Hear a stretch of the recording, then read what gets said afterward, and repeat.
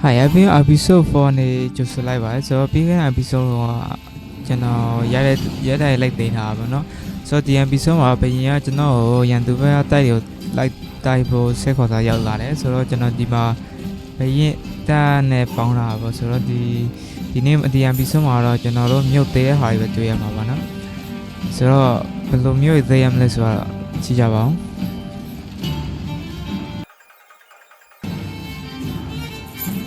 ဆောင်းရမ်းကြည့်ဆိုတော့တနေ့အတနေ့ကတော့ပေါ့မနှဲချေယူနေတာဆိုတော့ကျွန်တော်လက်ချောင်းနည်းနည်း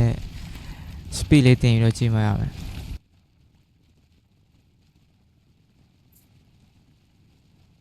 ဒီမှာရန်သူတဆု3ရတွေ့ရဒါမှသူဒီရိုက်တဲ့ဟဲဝင်ဒီခါဆယ်ရဲ့ဝင်တော့ဆိုတော့ကျွန်တော်ဒီခါဆယ်သိမ်းမှဖြစ်ပါရဲ့ဆိုတော့ကဆယ်ကတော့လူတော့သိမ်းမရှိဘူးဗျာသူပဲ400ကျော်ကျွန်တော်ပဲကတော့1000ကျော်ဆိုတော့နိုင်မှာပါဆိုတော့ဒီကျွန်တော်ဒီမြို့မှာဟောတွေတက်အနေတွေမြောက်တို့ပါလို့ပေါ့နော်ဒီမြို့သိမ်းဆိုကျွန်တော်တို့ဒီအတိုင်းဟော battle run တို့စိတ်ကြီးရပေါ့ဆောက်ရအပြားတာဆိုရင်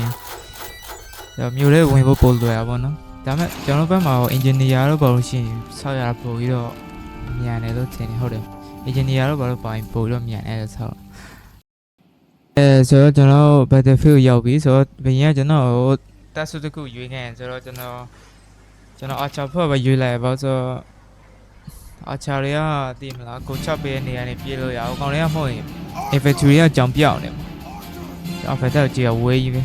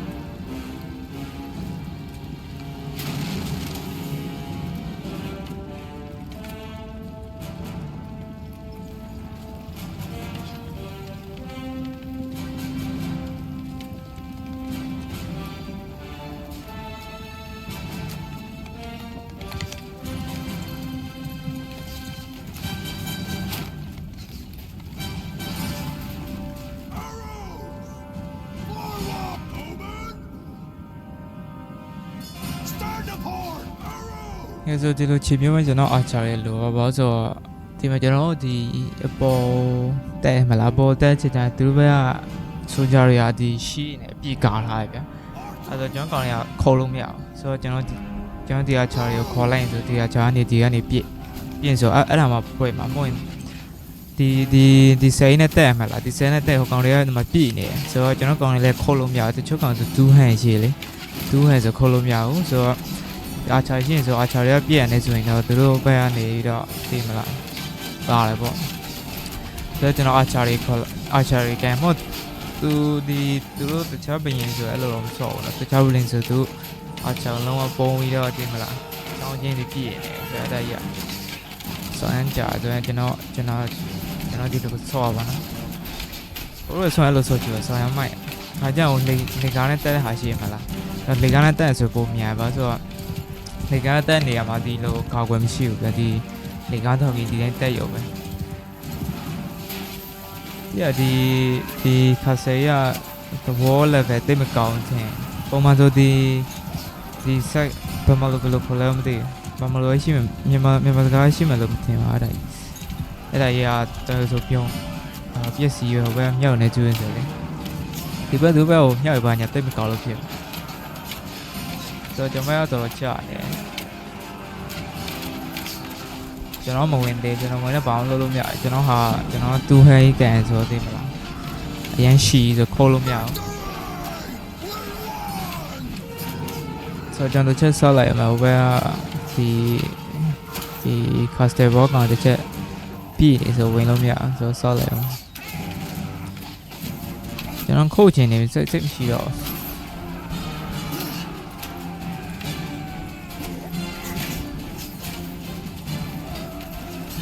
အားချာလည်းမပြေတော့ဘူးဗျာဆိုတော့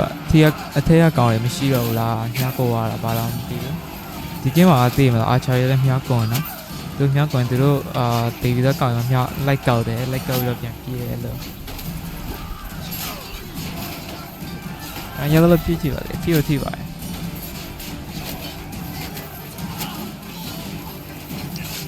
ဆိုတော့ဒါတက်လို့ရချင်းကျွန်တော်5ပါပြီ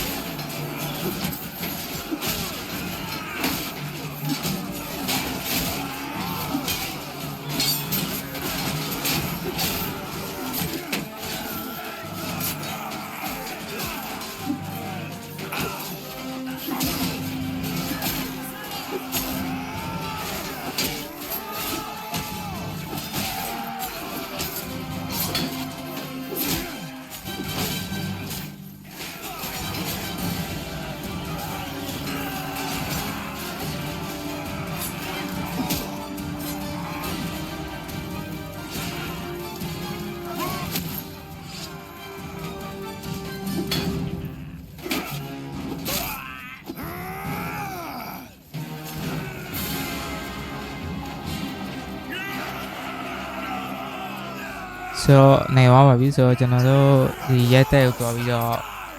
လော့ဒီရက်တက်ရဲ့ပိုင်ရှင်ကိုတွားပြီးတော့တာရမှာပေါ့နော်ဆိုတော့ဒီမှာဒီအနားတော့ပြန်ဝင်မယ်လူတော့တိတ်မရမခေါ်သွားဘူးဖွင့်မျိုးလေးဝင်အောင်ဒီမှာတော့ဘရင်ကိုကောက်ွယ်တက်ဖွဲ့ရှိရပါနော်ဘရင်တော့မဟုတ်ဘူးဒီလော့ဆိုမြို့စားလို့ဘာလို့ပေါ့အဲ့ဒါလေးကောက်ွယ်တဲ့ဖွဲ့ရှိတယ်ဒါမှတော့လည်းဘောမဖြစ်ပါဘာလို့ဆိုသူဒီကတမ်းမတော်ပြင်မှာကြောက်သွားပြီဆိုတော့ကျွန်တော်တို့ဒီတိုင်းဟိုသေးအောင်ဒ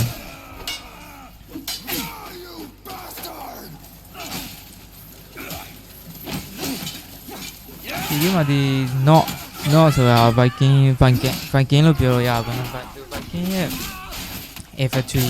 တို့ She War တို့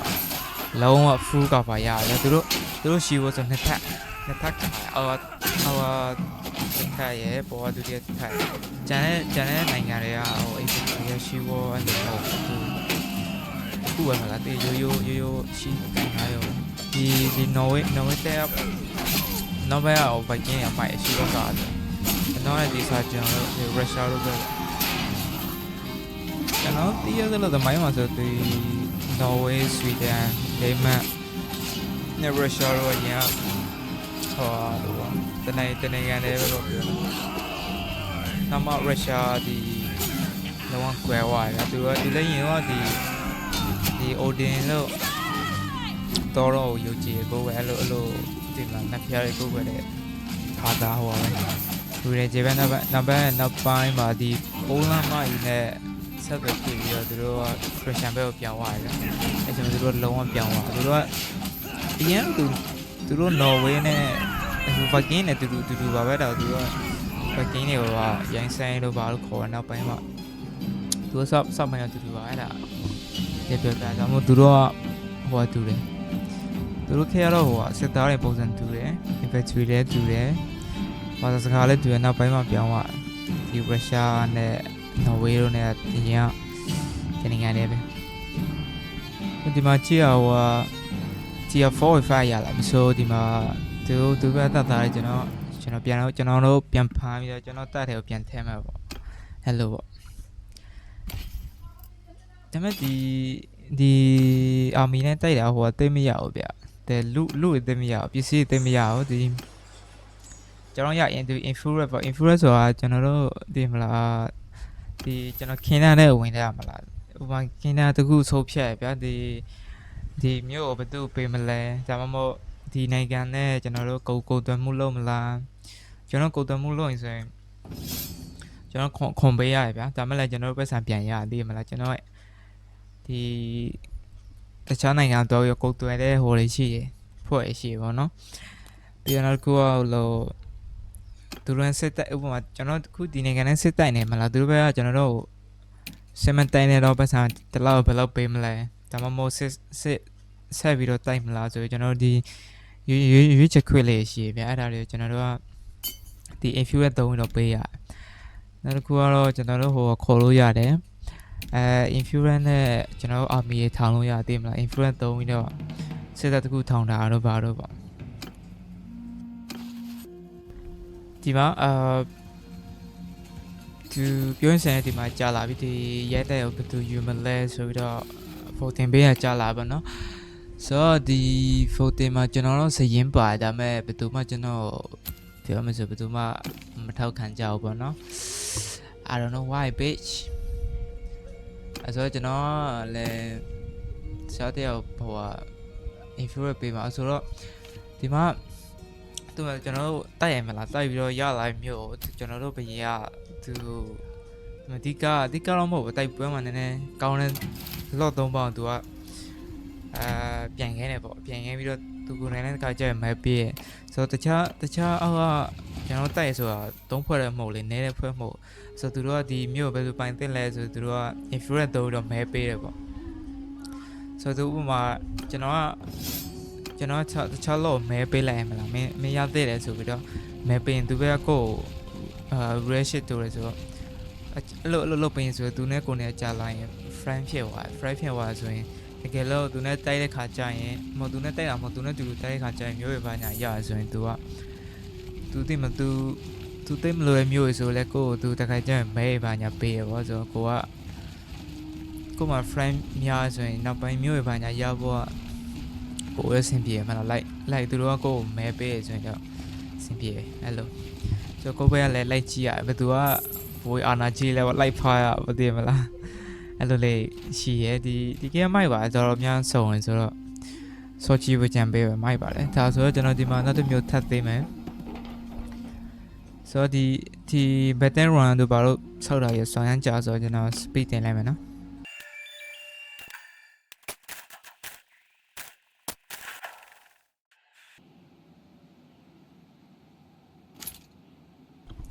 ကဲဆိုတော့ကျွန်တော်ဒီမှာ battlefield ရောက်လာပြီဆိုတော့ထုံးစံတိုင်းကျွန်တော်အားချပဲကြိုင်မယ် ဒါမျိုးတော့မဟုတ်သေးဘူးဗျ caster ဆိုဒီရဲတိုက်ပေါ့ကျွန်တော်တို့ဘယ်မှာသုံးလို့ရလဲဆိုတော့ဥပမာဘာကျွန်တော်တတ်တာဒီမလားဒီ tier 1တို့ level သိမမြင်တဲ့ကောင်တွေကိုဥပမာကိုကခေါ်လာရမလားခေါ်လာရဒီရိုက်တဲ့ကိုထည့်ထားပြီးတော့ဒီ training ပေးတဲ့ဟာလောက်တာဆိုတော့အကောင်တွေက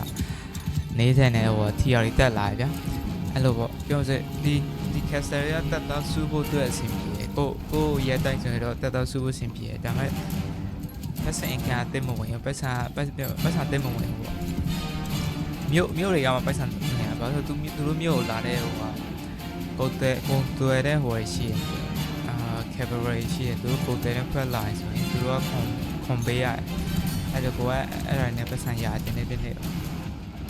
မျိုးမှာတည်မလားခွန်ဘာညာရွာသားတွေမှာကောက်လို့ရရလို့ပေါ့ဆိုတော့မြို့ထောင်းရမှကျွန်တော်တို့ကဖက်စင်ခံစင်ပြေပါဘာလို့ဒီကျွန်တော်စစ်တိုက်နေဆိုရင်ကျွန်တော်စီမှာဝင်ငွေရမှရပြပါဆိုတော့ဒီစစ်တိုက်ရလာလူတွေကိုကျွန်တော်ပြန်ရောင်းလို့ရတယ်ပြင်သူစစ်တိုက်နေဆိုဘယ်ရင်ကျွန်တော်ထောက်ပတ်ချက်ပေးဆိုတော့ကျွန်တော်တက်တော်တွေပေးဖို့ပတ်စံလောက်တယ်ပေါ့နော်ဒီတိုက်ပွဲဘာညာမရှိတော့ဆိုကျွန်တော်ကဒီကောင်မျိုးကိုစိုးစားစေဝယ်ရတယ်ပြင်သူတို့ခွန်လေးပေးရတယ်ဟောစင်မတန်တော့ဆောင်းရန်ကိုတက်တမ်းများများတော့ကိုအဲ့ဆိုကျွန်တော်ကပတ်စံအခါတခုရှိမှရအခုတော့ကျွန်တော်ဟိုဖြစ်နေဆိုတော့တိတ်ပြီးတော့ဟိုမသိတာစစ်ဖြစ်နေဆိုကျွန်တော်ပတ်စံဟိုလိုဝယ်နေလေသူကစစ်တဲ့ဘက်တိုင်းဆိုပတ်စံသူပေးပြီးသားကိုရဲ့တက်သားနဲ့ကိုရဲ့တက်သားရဲ့သူတားတဲ့ပုံမူတီရောပတ်စံတော့ရပါတော့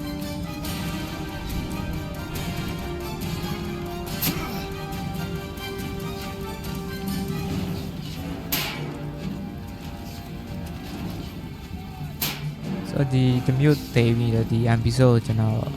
တိတ်မယ်ပြီးတော့ episode ထပ်တင်မယ်ဒီမှာကြည့် related episode တွေများသေးတယ်ဒီ better one ဆောင်းရမ်းကြာရရအဲ့ဒါကြီးဒီမှာကြည့်လူရပြည့်သိမ့်နေပြီအဲ့ဒါကြာမြောက်တစ်လုံးကြာလာရင်ကိုပြောက်ပဲဒါပေမဲ့ကျွန်တော် infantry မကင်ချင်ဘူးသိမလားကိုလူကြာအထင်ပြီးတော့ဒါကြောင့်ဒီမှာ infantry မှာ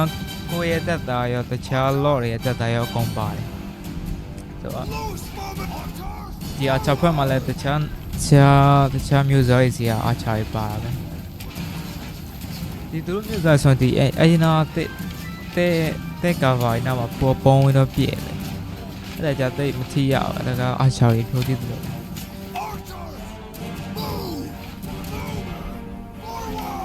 တော့ဒီပေါ်ကောင်ပြေးလို့ရဆိုနေရွှေ့ပြေးတင်းတယ်အဲ့ဒါကျွန်တော်ဘယ်တက်တာတက်ဆိုရင်ဒီပါကျွန်တော်ပြောမြောက်ဆိုအဲ့ဒါရနဲတော့ကျဲဆို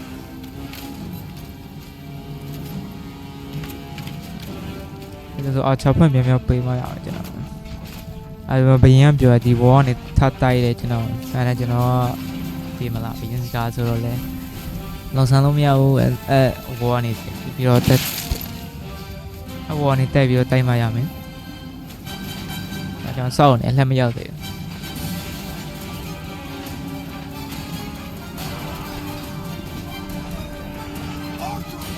ကျွန်တော်လည်းမပြေတော့တဲ့တော့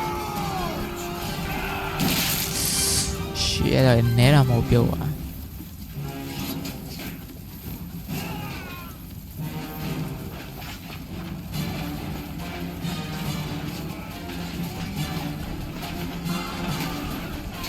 ပေမဲ့ကြားနေပါပြီကျွန်တော်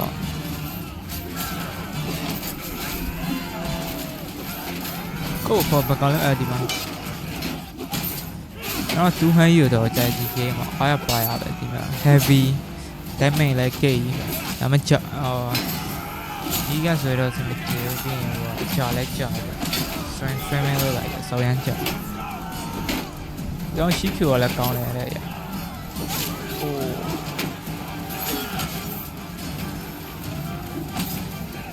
ဆိုဒီလောက်ပဲကျွန်တော်ကောင်းလို့ရှင်းသွားလိမ့်မယ်ကျွန်တော်ရောပြောရုံပဲ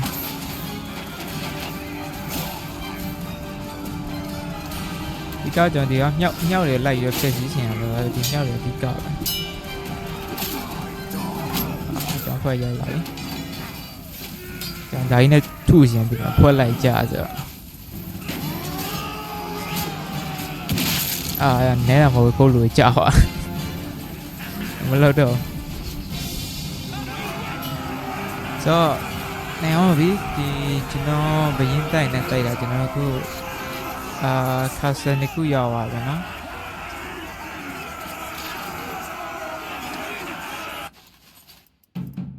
no to Tondaria level tia never yap so the man yet I is in never yet I love a point at the dim told shares of an equia so the ma ဘင်းရဲ့ကျွန်တော်ဟိုမြို့ယူသေးတာဟဲ့သိမ်းခိုင်းနေဗျာသူအမြို့သိမ်းနိုင်မဲ့ဒီတလတွေမှာပဲအမြို့သိမ်းနိုင်သူဘယ်လောက်ပေးမလဲဆိုတော့ဒီမှာအမြို့သိမ်းနိုင်2000ပေးမယ်တဲ့တလအတွင်းမှာဆိုတော့အမြို့ကျွန်တော်နောက် episode မှာသေးဖို့ကျွန်တော် try ကြည့်မယ်ဟို Torrent ဆိုတဲ့မြို့ကြီးအဲ့ပဲအမြို့ကြီးဆိုတော့ကျွန်တော်အဲ့လိုဒီမှာဒီຢာတွေတက်ကုန်ပြီဆိုကျွန်တော်ဟိုဆောက်နေတာရဲတဲ့မဲပေးဟောက်ဆောက်နေတာဒီမှာချက်လာပြီဆိုတော့ဒီမှာကျွန်တော်ဘယင်းနဲ့ခုနဟိုကောင်းနေကျွန်တော်မဲပေးတာဆိုတော့ကျွန်တော်ကိုကျွန်တော် influence ထပ်ပေးကျွန်တော်ကနေထိုင်နေနိုင်ပါဗျာဒါပေမဲ့မနေ့ပြောကျွန်တော်ဒီရဲတိုက်အများကြီးတော့လိုက်ပြီးတော့ handle မလုပ်နိုင်သေးဘူးဆိုတော့ကျွန်တော်သူ့ကိုပဲပေးလိုက်ဘာလို့ဆိုတော့ကျွန်တော်က income ပတ်စံ income သိမရှိဘူးမြို့မရှိသေးဘူးဆိုတော့နေထိုင်ဝင်ပတ်စံမရှိဘူးဗျာဒီရဲတိုက်တစ်ခုယူရဲမလားအဲ့ရဲထဲမှာတက်သားဥပမာတရားပဲရှိရတယ်အဲ့တရားရဲ့အခွန်စစ်မှုထမ်းကောက်ကိုပေးရမှာဗျာဒါပေမဲ့အဲ့ရဲတဲ့ကနေရပတ်စံတစ်ခါကျရင်လည်း minor ဖြစ်သွားတစ်ခါကျရင်လည်း200 300ပေါ့အဲ့လောက်ကျတော့ဒီမလားကျွန်တော်ပြီးရင်ကျွန်တော်အဲ့မျိုးအဲ့ရဲတဲ့ကိုဦးစီးဖို့ government တယောက်လိုတယ်ဗျာဆိုတော့အဲ့ဒါလည်းရှာရအောင်မယ်ပြီးရင်ရှာရကောင်လည်းပတ်စံပေးရအောင်မယ်ဆိုတော့ကျွန်တော်လက်ရှိနေတာလည်းကျွန်တော်အဲ့ရဲတဲ့ကိုကျွန်တော်မယူသေးဘူးသူပဲပေးလိုက်ရဆိုရင်နောက်ပိုင်းကျမှသူလည်း influence တက်လာကျွန်တော်ပေးမလို့တည်ရမလားဆိုတော့ဒီနေ့ကဒီလောက်ပဲဆိုတော့ရဲတဲ့တစ်ခုရပါပြီနောက်နေ့မှကျွန်တော်တခြားဟိုဘရင်ပေးထားတဲ့ terrain မျိုးကိုသွားတဲ့ဗီဒီယိုထပ်တင်မယ် so all over thank you guys bye bye